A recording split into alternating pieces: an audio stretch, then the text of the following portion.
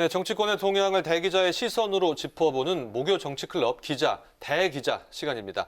오늘도 성완용 한겨레신문 선임기자, 최병묵 TV조선 해설위원과 함께하겠습니다. 어서 오십시오. 어서 오세요. 안녕하세요. 네, 오늘 토크 주제 들어가기 전에 오늘 어제와 오늘이었죠. 청와대발 발표가 있었습니다. 이 소식 먼저 짚고 넘어가도록 하겠습니다. 문 대통령이 세 개 부처 개각을 단행을 했고요. 또 청와대 참모진들도 사의를 표명했는데요. 오늘 새 비서실장 그리고 민정수석이 임명이 됐고요. 김상조 정책실장은 사의가 반려가 됐습니다. 이번 단행 어떻게 보십니까? 그래서 일단 해를 넘기지 않고 좀 매듭을 짓겠다 이런 의지가 보이고요. 네. 기본적으로 문책 인사 같습니다. 이른바 그 추미애 장관, 윤석열 총장 이 사태를 물론 이제 대통령 본인도 책임이 있겠습니다만 참모들이 잘 좀 보전을 못했다. 노영민 비서실장이 이제 위임시켰다가 좀 빨리 교체한 것 같고요. 민정수석은 사실 얼마 되지 않은 분이에요. 근데 그분을 교체했고. 또 추미애 장관 지난번에 사의 표명했지만 그 사표 수리 여부는 좀 미뤄놨었는데 네. 이번에 이제 받아들이고 이렇게 한 걸 보면 이른바 추미애 윤석열 사태에 대한 책임 추궁 또 거기다가 대통령이 이제 대국민 사과까지 했지 않습니까? 그래서 네. 대통령이 어떤 스스로 좀 반성을 하는 이런 의미까지 좀 담고 있는 것 같습니다. 네, 어느 정도 문책의 의미가 담겨 있는 인사다 이렇게 분석을 해주셨네요. 그렇죠. 뭐 저도 그 부분에는 동의를 하는데, 자 그러면 이렇게 이제 사람을 바꿈으로써 과연 대통령이 기대하는 인사 쇄신 또는 어떤 정책의 전환 뭐 이런 거를 기대할 수가 있겠는가 하는 부분 관점에서 들여다본다고 한다면, 지금 사실 뭐 법무장관을 추미애 장관에서 뭐 박범계 장관으로 바꾼다고 해서, 그다음에 국토부 장관을 김현미에서 변창흠으로 바꾼다고 해서 사람은 바뀌었지만 정책은 별로 바뀔 것 같지 않거든요. 네. 그런 점에서 본다면 국민들 입장에서 보면 이게 쇄신의 의미라기보다는 기존 정책의 유지 그리고 뭔가 국면만 바꾸려고 하는 것 아니냐 하는 그런 아마 의구심이 여전히 들 것이라고 보고요. 청와대 개편에서 하나 눈길을 끌 만한 것은 이제 지금까지는 검사 출신이 민정수석이 된 경우가 없잖아요. 그런데 네. 지금 이제 신현수 신임 민정수석은 검사 출신이란 말이죠. 물론 문재인 대통령과 그동안에 오랫동안 함께 뭐 캠프에도 있고 뭐 그러긴 했습니다만은 검사 출신의 민정수석이 등장을 함으로써 청와대와 어떤 검찰 간의 관계가 좀 새로운 국면을 맞지 않을까 하는 부분은 우리가 눈여겨봐야 될 대목이다 이렇게 생각합니다. 짧게 하나만 좀 추가하면요. 비서실장 인사를 눈여겨볼 필요가 있다고 생각합니다. 이게 그동안 비서실장 교체되면 정치인 출신이 되지 않겠느냐 이런 관측이 있었는데 좀 전혀 그렇지 않은 비정치인 업계 기업인 출신이고 초대 과학기술정보통신부 장관을 했던 분이죠. 그래서 대통령이 내년 서울시장, 부산시장 보궐선거 또 내후년 대선이 있지만 그런 뭐 정치보다는 지금 코로나 재확산과 이제 경제 위기 이쪽으로 좀 주력을 해서 임기 마지막까지 최선을 다하겠다 이런 메시지를 보냈다고 볼 수 있을 것 같습니다. 네, 오늘의 첫 번째 토크 주제로 들어가 보겠습니다. 오늘 먼저 최 의원님. 네, 오늘이 12월 31일이니까 네. 그러니까 올 한 해를 좀 결산하는 정치 이슈를 점검해보자. 이거를 발제를 하겠습니다. 네. 그 뭐 올 한해는 아무래도 2020년 그 전 세계를 관통했던 코로나19, 지금 우리나라도 3차 대유행이 시작돼서 지금 하루에 1,000명 정도죠. 예, 계속 확진자가 나오고 있습니다. 그래서 정치권에도 참 많은 영향을 끼친 것 같은데요. 뭐 K방역 뭐 잘했다 못했다 이런 얘기도 나왔고요. 또 필리버스터가 중단되지도 않았습니까? 이런 여러 가지 일이 있었는데 정치권에 끼친 가장 큰 영향 뭐라고 보십니까? 뭐 정치권에서는 사실 코로나19 문제를 가지고 정치적 공방을 벌였던 문제는 저희가 그냥 일단 뒤로 밀어놓고요. 네. 저는 가장 큰 영향을 미친 걸 하나를 꼽으라고 한다면 저는 야당의 무력화라고 생각을 합니다. 무슨 얘기냐면 코로나19 사태가 뭐 전 세계뿐만 아니고 우리나라를 엄습함으로써 야당이 제대로 된 어떤 뭐 대여 투쟁이나 이런 걸 할 공간 자체가 저는 없어졌다고 보거든요. 왜 그러냐면 여당에서 예를 들어서 뭐 재난지원금을 준다고 해도 그걸 반대할 수도 없고 네. 그렇지 않습니까? 과거 같으면 그 문제 가지고 뭐 이게 추경이 되느냐 안 되느냐 하는 문제 가지고 굉장히 논란을 많이 벌였을 텐데, 지금은 야당은 이런 문제에 관해서 굉장히 무력하게 그냥 따라갈 수밖에 없는 국면이 돼버렸거든요. 이게 바로 코로나19 사태 때문이다 라는 관점에서. 그다음에 사실은 올 한 해 여당의 독주가 굉장히 많았습니다. 총선 후에 특히 그 여권이 뭐 180석을 넘음으로 해서, 그럼에도 불구하고 야당이 제대로 된 투쟁이라는 거 한번 하지 못했다 네. 하는 것도 역시 코로나19의 영향이 크다. 이렇게 본다면 올 한 해는 코로나19로 인해서 그 야당이 무력화되는, 이게 뭐 그 본의 아니게 무력화되는 그런 결과를 초래했다. 저는 이렇게 평가를 하겠습니다. 네, 야당의 운신의 폭이 아주 좁아졌다. 예, 이렇게 볼 수 있을 것 같습니다. 어떻습니까? 글쎄, 그 코로나를 환경의 변화로 볼 수도 있는데요. 또 동시에 야당에서 좀 잘못한 측면이 있어요. 이게 전 지구적 차원의 재난인데 이걸 갖고 좀 너무 정쟁화시키려고 했던. 작년에 작년이 아니죠. 올해 1월 20일에 처음 국내 이제 확진자가 발생을 했는데 네. 이 코로나라는 단어를 안 쓰고 우한 폐렴이라고 이제 끝까지 얘기를 했고요. 마스크 대란이 나서 이제 정부가 비판을 많이 받는데 그 마스크 오브제는 뭐 북한식 배급제다, 뭐 사회주의다 이런 식으로 예. 또 비판을 하고 그래서 이게 일반 국민이 볼 때 이 코로나 때문에 걱정이 돼 죽겠는데 그때 실제로 지지도가 많이 떨어졌었습니다. 그런데 다른 나라 보니까 더 엉망이더라. 야, 우리는 그래도 상대적으로 잘하고 있는 거 아니냐 해서 오히려 야당이 총선에서 심판을 받는 이런 장면이 벌어졌어요. 그래서 이게 역시 이 국가적 재난을 물론 여당도 뭐 K 방역 성공이다 이렇게 자랑을 하면 역풍을 맞을 수 있는 것이고요. 마찬가지로 야당도 그걸 갖고 너무 정부를 공격하다가 좀 역풍을 맞은 것 아닌가 이런 측면도 좀 짚을 필요가 있을 것 같습니다. 네, 또 방금 전 최 의원님께서 코로나19 전국으로 인해서 또 거대 여당이 탄생하게 됐다 이런 말씀도 해주셨는데 이렇게 거대 여당이 탄생하면서 압도적인 전국의 주도권을 잡게 됐습니다.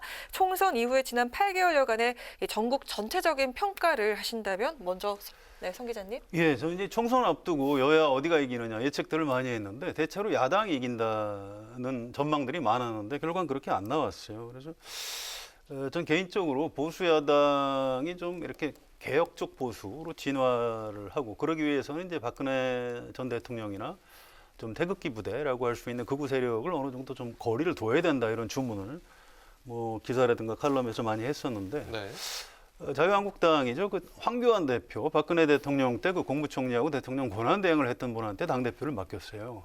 그 순간 사실은 어느 정도 야당이 총선에서 이제 좀 곤란을 겪겠구나. 저 그렇게 예상을 했고요. 네. 실제로 이제 그렇게 된 측면이 있습니다. 물론 총선 이후에 아쉬움이 있어요. 여당이 이제 180석 초강자가 됐기 때문에 이른바 개혁 입법을 뭐 할 수 있을 겁니다. 그런데 그런 것들을 하더라도 야당을 좀 배려하고 내용을 가지고 좀 타협했어야 하는데 좀 너무 180석의 힘을 너무 과도하게 휘두른 것 아니냐. 이제 연말 해 넘어가기 전에 이런 부분 여당이 조금 반성을 해줬으면 좋겠습니다.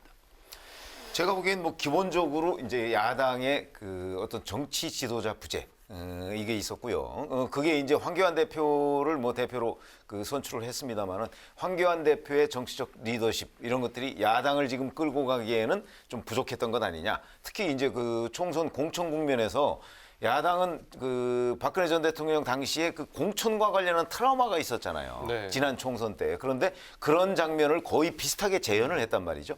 아마 그게 총선 패인에 상당한 정도 기여를 했을 거라고 보고 바로 이런 점 때문에 여당이 독주를 도저히 막을 수가 없는 상황이 됐고 조금 전에 제가 말씀드렸듯이 바로 코로나19 상황으로 인한 재난지원금 뭐 이런 것들이 총체적으로 영향을 미쳐서 이제 거여의 탄생이라는 걸 가져왔단 말이죠. 네. 그런데 그 이후에도 여전히 국민의힘에는 뭐 사실은 과거 뭐 친박이다 비박이다 뭐 이런 그 어떤 계파별 그 대립구도가 여전히 지금 화학적 융합으로 녹아내리질 못하고 있어요.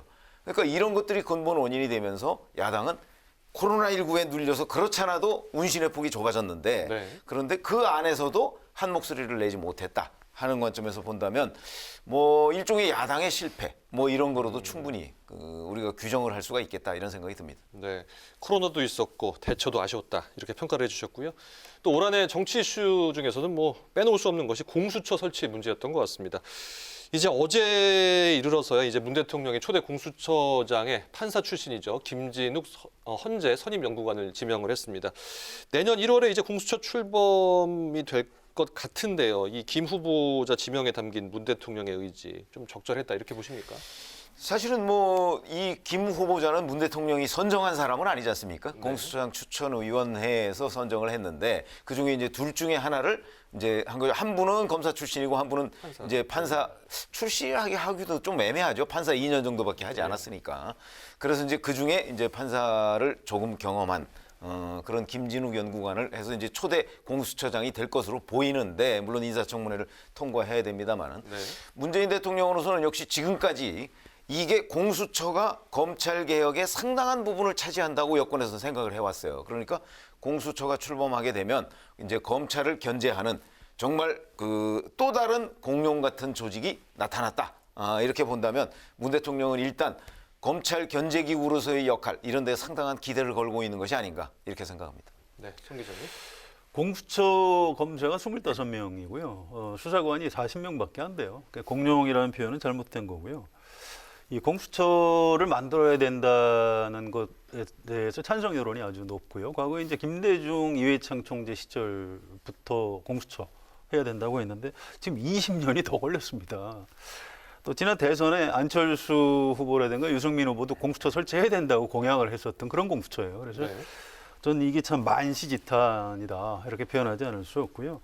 이게 법에 따르면은 7월에 출범을 했어야 되는데 지금 해를 넘기게 됐습니다. 그래서 참 그 아쉬움이 있어요. 그런데 하여튼 마지막 순간까지 공수처장 후보 추천을 여야가 좀 같이 했었으면 참 좋았을 텐데 그 부분은 좀 아쉬움. 앞으로 이제 공수처가 잘 돼야 되는데 그런 부분에 좀 아쉬움 같은 것들이 진하게 남아 있습니다. 네, 앞으로 정부가 여당이 공언하는 대로 좀 성역없는 수사가 이루어질 것 같습니까? 어떻습니까? 글쎄요, 저는 공수처가 무슨 수사를 검사 25명하고 수사관 40명 데리고 무슨 수사를 얼마나 할지 잘 모르겠고요. 네.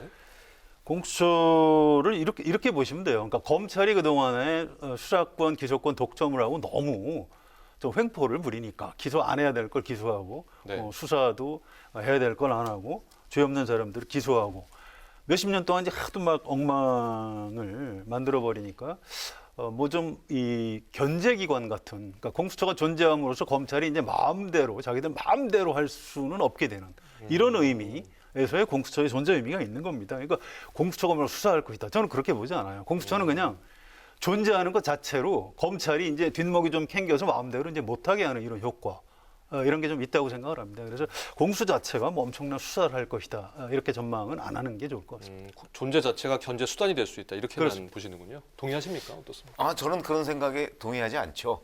그게 왜 그러냐면, 자, 이 검사 25명의 수사관 40명 가지고서도 뭐 수사를 하려는 의지가 중요합니다. 그렇기 때문에 지금 뭐 그 어떤 권력형 비리나 뭐 이런 거에 대한 그 수사를 할 수 있느냐 없느냐 뭐 이런 문제인데, 네. 그거는 뭐 꼭 숫자 가지고 하는 것은 아니고요. 그런 점에서 본다면 새로운 공수처는 김진욱 그 초대 공수처장이 어떤 생각을 가지고 임하느냐 이런 것들이 굉장히 중요하거든요. 근데 김진욱 공수처장은 잘 아시다시피 사실은 대한변협에 추천한 사람이에요. 그러니까 뭐 예를 들어서 민주당 추천자나 아니면 국민의힘 추천자는 아니에요. 그러니까 일단 정치적으로 어느 쪽에 편향됐다고 우리가 단정적으로 얘기하기도 어려워요.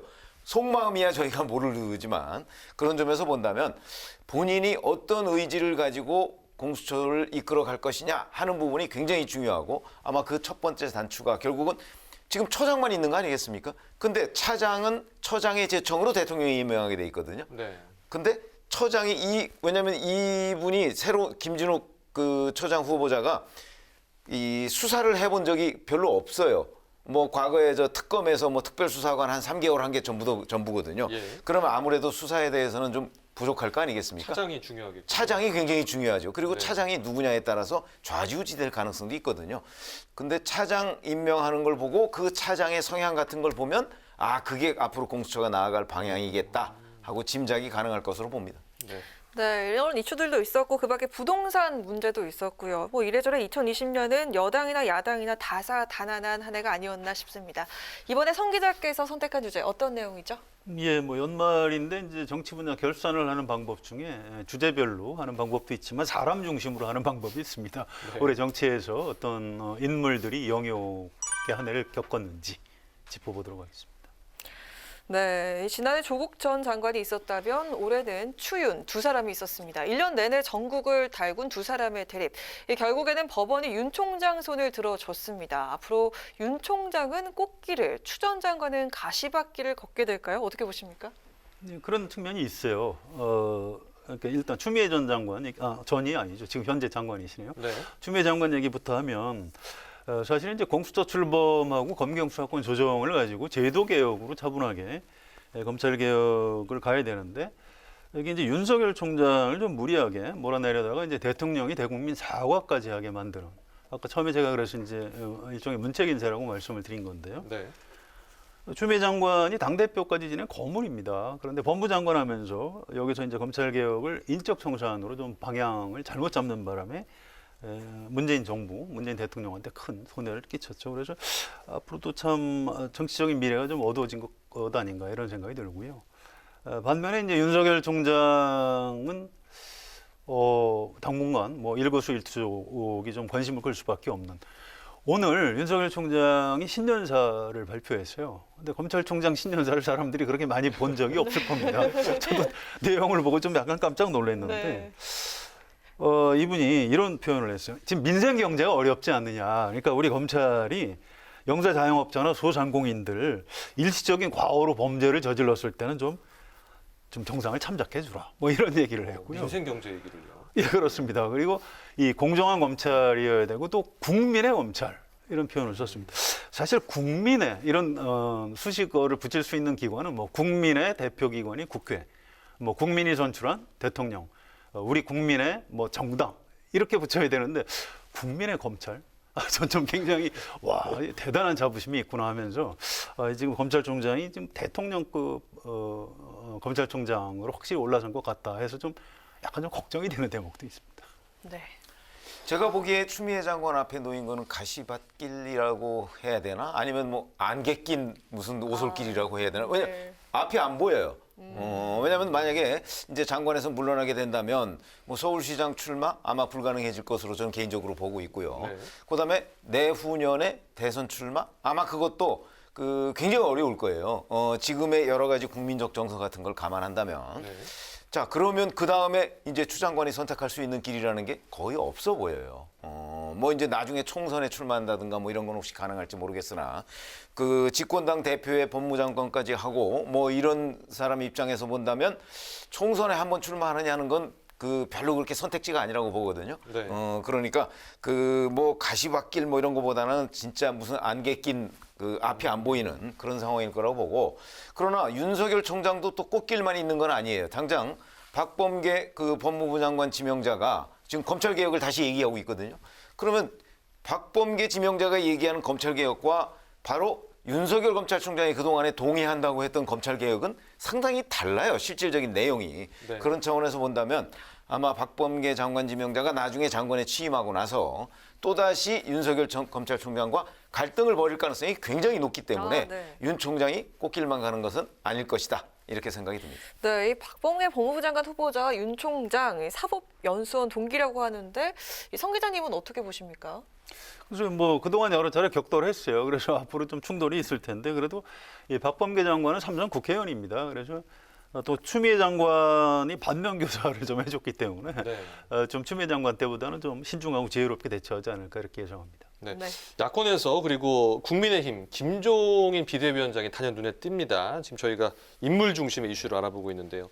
뭐 어느 정도 그래도 국민의힘의 지지율을 조금 끌어올리긴 했는데요. 앞으로의 김 위원장의 역할과 행보는 좀 어떻게 저희가 전망을 해볼 수 있을까요? 글쎄 원래 내년 4월까지가 임기 아니겠습니까? 그럼 이제 4개월밖에 안 남은 거예요. 네. 그런데 이 4개월 동안은 그동안에 했던 뭐 당명을 바꾸고 뭐 몇 가지 개혁 조치라는 것이 있었지만 그 부분에 관해서 국민적 평가를 전 받지 못했다고 생각을 해요. 그러니까 네. 했던 일에 비해서 그에 상응하는 평가를 받지 못했다는 거죠. 네.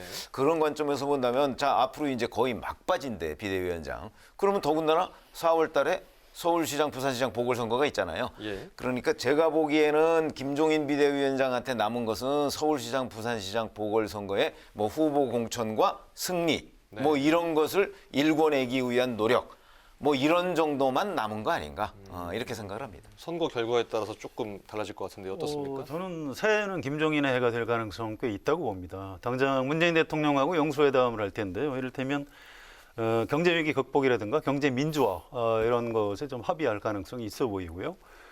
또 지금 최 의원 말씀해 주셨는데 서울시장 보궐선거, 부산시장 보궐선거를 다 이기게 되면 이 김종인 위원장의 앞으로 이제 정치적인 역할, 본인의 대선 출마를 포함해서 저기 이제 활짝 열리게 되는 거죠. 네. 그래서 서울시장 보궐선거 결과가 중요합니다. 그래서 이기게 되면 올 한해는 내년 한해는 김종인의 해가 될 가능성도 있다 이렇게 예상할 수 있겠습니다. 네, 마무리하기 전에 짧게 박원순 전 서울시장 짚어보겠습니다. 성추행 의혹으로 극단적인 선택을 했는데요.